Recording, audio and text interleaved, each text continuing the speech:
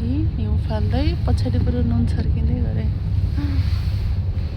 हामी 1 घन्टा भइसक्यो यसरी हिँडेको 30को स्पिडमा। यसरी साइडमा हिउँ फाल्दैछ।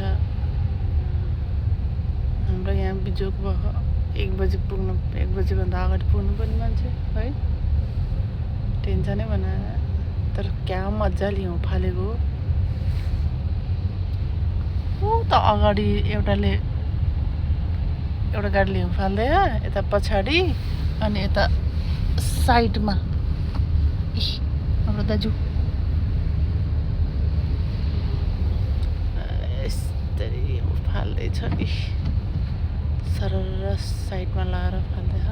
पछाडिबाट नुन छर्किँदै पनि, नुन पनि छर्किँदै रहेछ हौ कान्छा। पछाडि नुन छर्किँदैछ हौ।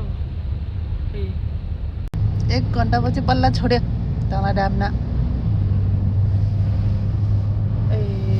अब बल्ल छुट्यो जाने बल्ल। फाल्दैछ दाजुले।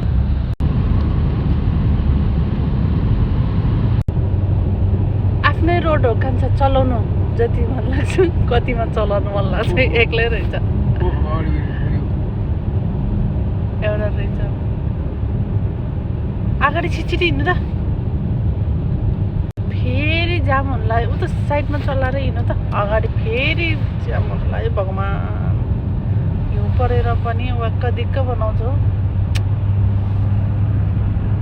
फेरि जाम हुन लाग्यो त। हिउँ सोर्दैछन् जनताहरूले। दारी काटेको झैँगर सलक्क पारे।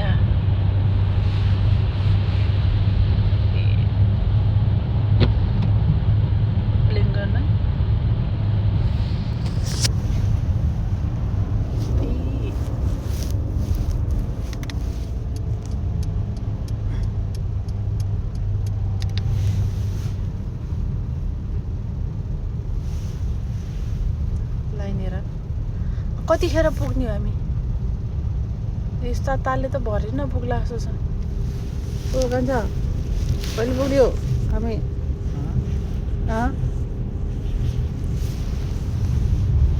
यो तालले त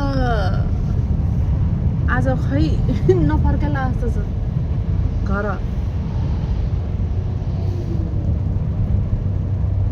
आज छिटछिटो हिँड्नु न, खाली छ त।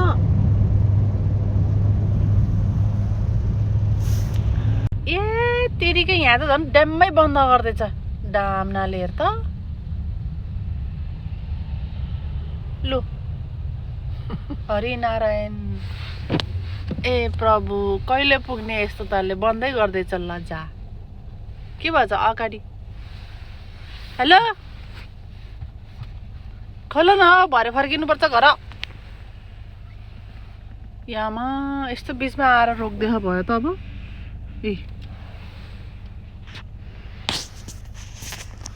अब यताबाट अन्त कतै जाने ठाउँ छैन कि, नत्र भए त राख्नुहुन्थ्यो नि, उता जानुहुन्थ्यो नि है। अब यतिखेर सुसु आयो भने कहाँ जाने?